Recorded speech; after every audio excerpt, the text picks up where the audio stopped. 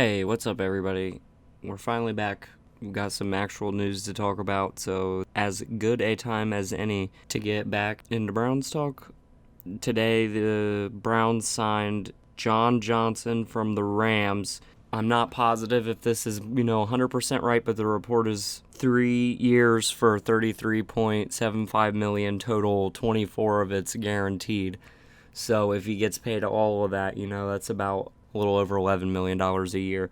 Most of the time that doesn't happen, but it's a pretty good price for the third best safety in the NFL by PFF grades. He's very good. It's a huge deal for the Browns. It'll replace Sandejo most likely, which was everybody's favorite punching bag last year. And just for context to that, Sandejo's PFF grade last year was 44.4, and John Johnson's is 85.5, so almost twice as high.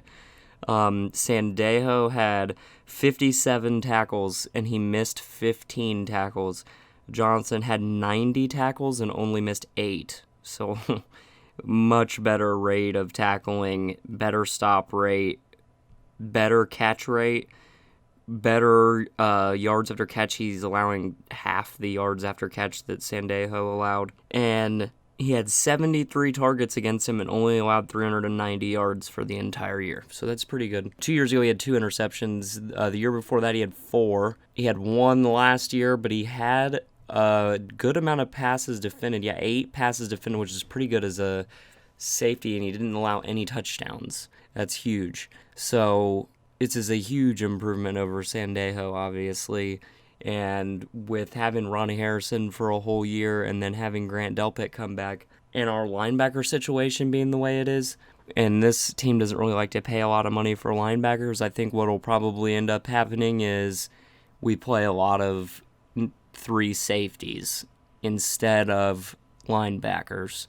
So it'll allow us to have Delpit, Ronnie Harrison, and Johnson all on the field at the same time. Johnson called the plays for the Rams as a safety, which is impressive. So you can safely lose B.J. Goodson if you want to, or you can keep him. I think either one of them do a good job at calling plays, so either one would be fine. I think they definitely keep Taki around because of he's really good in the run game.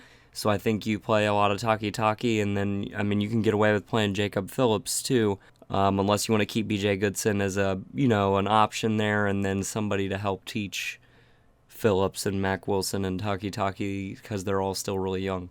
So that gives a lot of flexibility, having a safety that can use the green dot like that, a huge amount of flexibility to what you want to do with the linebacker situation, and instantly improves our secondary by a ton.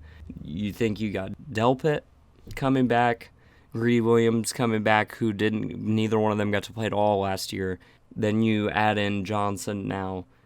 The secondary is way better than it was last year, and there's still time to do more there, so we'll see what happens. But now I think they're pretty much good. In the back end, from my point of view, I would rather go after a pass rusher now to help Miles, especially since we lost Vernon.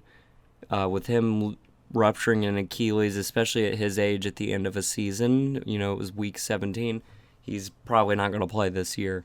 I would imagine. I wouldn't want to sign him if I were any team. So I have a feeling he'll probably have to sit out a year if not be done. But I liked OV. I think he did good for us last year. He had some struggles the year before, but I think he's probably gone. So we're going to need somebody to help keep the pressure up on the line. We have Sheldon Richardson again. Not sure about Ogunjobi yet, but we could use, a really good other defensive tackle and then run Porter Gustin and stuff, or we could go out and get an end. We have Andrew Billings that's supposed to come back since he opted out last year, so I would focus on getting an end if we can. If not, a good defensive tackle would really help, and then go on from there probably, which is really nice to have got such a good defensive back so early, so you can focus in all your attention on that. I think that's what they probably do. I know a lot of people wanted to get a linebacker, but this front office just doesn't value linebackers like that. Kyle Van Noy, a lot of people mentioned him. Well, he's making Joe Schobert money, and Joe Schobert, when we had him and then released him after his last year with us, had better stats than Kyle Van Noy in every category.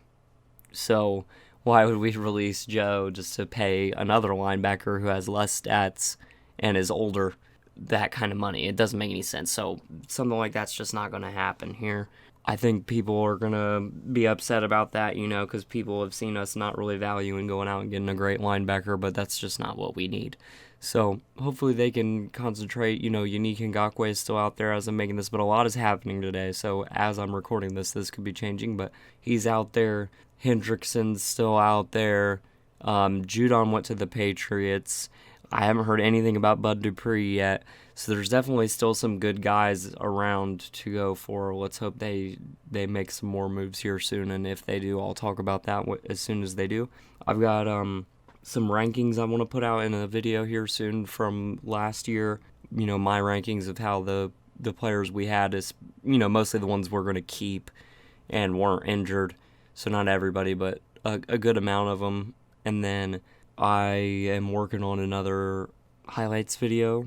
So I'll have both of those coming out soon, as well as any more news about free agency that comes out in regards to the Browns. So yeah, overall, I think this was an awesome signing, huge deal. Really, really, really happy with what Andrew Berry's done in his 2 years here so far, and it's just continuing with this signing. This is awesome. I mean, we had injury problems in our secondary last year. That was the big problem. Johnson played 100% of the snaps for the Rams, calling the defense. That's huge. And he did have one season, 2019, where he was injured, but mostly he's played good amounts of snap counts, and that's what we really need.